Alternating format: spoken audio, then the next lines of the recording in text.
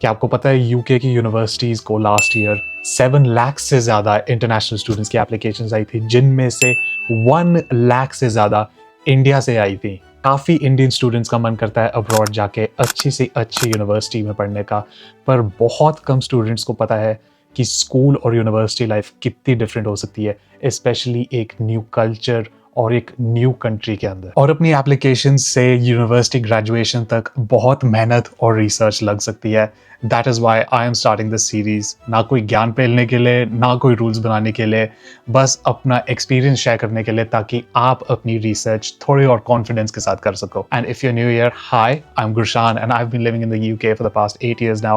I've recently graduated from University College London, and this is our channel, The Third Culture Company, where we share our experience and our third culture life from India to the UK. And before we start, make sure to hit the subscribe button below and stay tuned on our third culture journey. First things first, it is no surprise that UK is an academic powerhouse. I mean, ये वही country है जहाँ पे Oxford and Cambridge जैसी universities है, जो in fact Aztec civilisation और America की डिस्कवरी से भी पुरानी है। हाँ, यूनिवर्सिटी का नाम और उस यूनिवर्सिटी की रेपुटेशन बहुत मैटर करती है, पर उससे ज़्यादा आपकी यूनिवर्सिटी का कोर्स और उस कोर्स का कंटेंट भी बहुत ज़्यादा मैटर करता है। आप किस सेक्टर में जाना चाहते हो, इस चीज़ का आइडिया आपको यूके की कोई यूनिवर्सिटी अप्लाई करने से पहले होना चाहिए।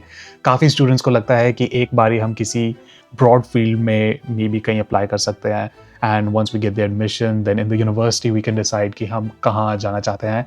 But if you want to make the most of your UK university experience, and if you want to pick the most appropriate UK university for you, it is much advised कि आप पहले सोचो कि आप किस फील्ड में जाना चाहते हो, किस सेक्टर में जाना चाहते हो।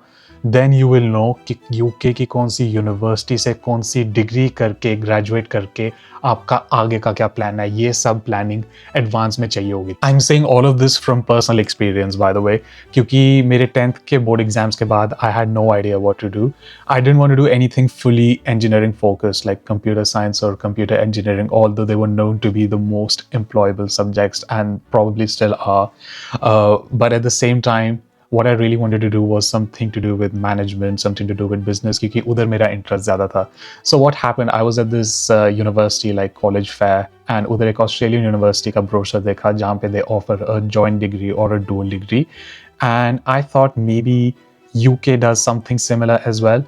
The main reason I was stuck on UK was because I had been living in the UK for my last 2 years of my school life as well. So I researched online and I saw a lot of universities doing a computers and management degree, a joint degree in the UK. A lot of the universities and a lot of well-known universities as well. That's how I came across UCL, where I eventually went. So मेरे को ये search करते करते personally 2 years, almost 2 years लग गए. So you will have an upper hand if you know what you want to do, where you want to do it, and if you know कि अगर आपका यूनिवर्सिटी वो subject offer कर रही है कि नहीं. हाँ, there are a few sectors जहाँ पे आपकी यूनिवर्सिटी का नाम और रेपुटेशन भी मैटर कर सकती है, सच एज अगर आपने इन्वेस्टमेंट बैंकिंग में जाना है, और लॉ और स्ट्रेटेजिक कंसल्टिंग, और even government and policy making.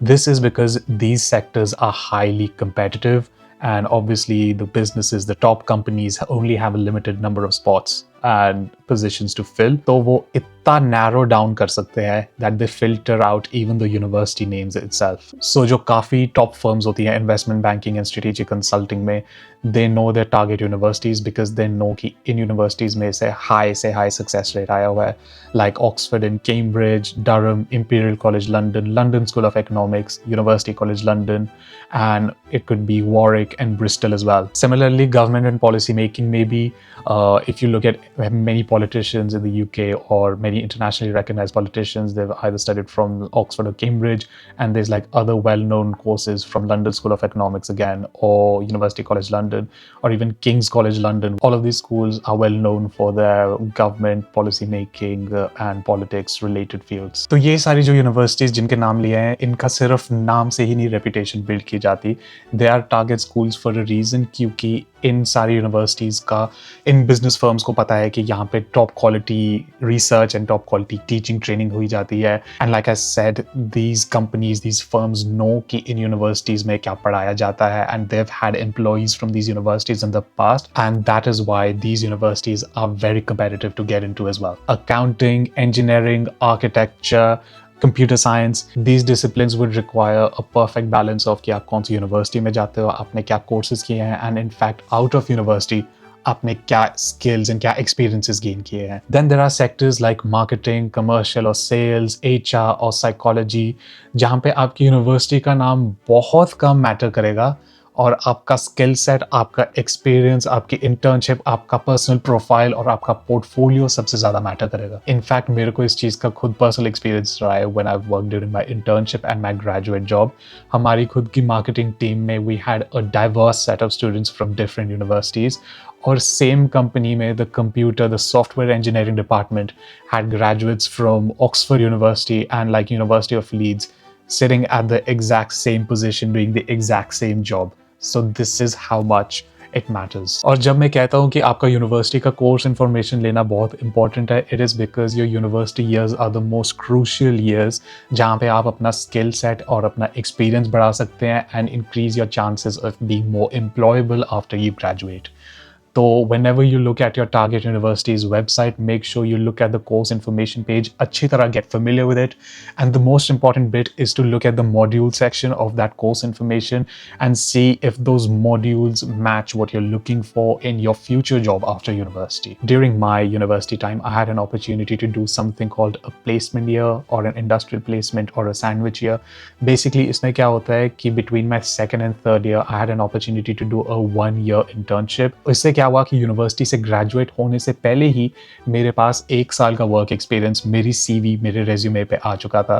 And if that's something you might be interested in, so that is something additional to look at कि अगर आप किसी कोर्स के इंफॉर्मेशन पे जाते हैं and if they say that they offer like a placement और an industrial placement, there you go, then you can do that straight away. तो मेरे कोर्स में हमारी एक कोर्स की ही डेडिकेटेड करियर्स टीम थी जिन्होंने मेरे को हेल्प किया अप्लाई करने में, and then like just gave me some interview tips and application tips and just helped me figure out what I really am looking for in terms of a future job role. तो हाँ, course information के साथ साथ आपकी target university और उस course की employability rankings and employability ratings check करना भी इज़ वेरी इंपॉर्टेंट.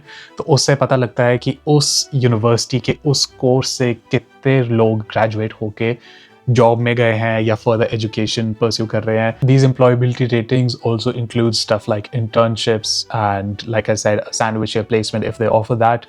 तो इससे आप एक्सपीरियंस तो अपनी यूनिवर्सिटी ईयर के दौरान आप गेन कर रहे हो, but that would also reflect on how well off you will be in terms of getting chances for your grad role. तो hopefully आपको एक रफ आइडिया मिल चुका होना चाहिए कि एक यूनिवर्सिटी में हम क्या देखें अप्लाई करते हुए.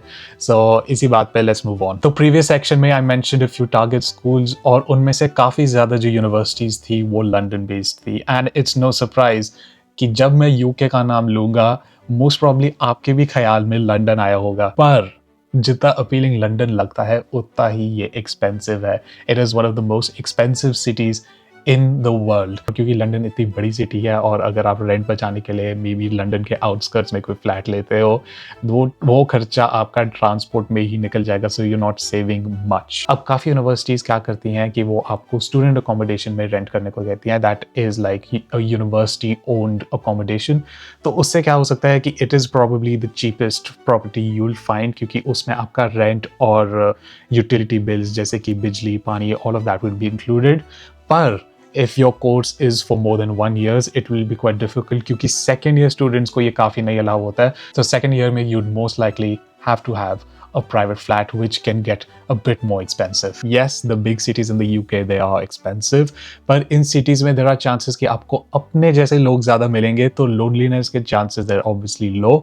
And in बड़ी cities में public transportation का infrastructure is very well connected, which is great for students whenever they have to arrive at the lecture in time. And as Indians घर की याद तो maybe most likely आ सकती है. तो इन बड़ी cities में काफ़ी अच्छी Indian communities हैं. In fact, there are streets and tiny little pockets जहाँ पे Indian या देसी population ज़्यादा है.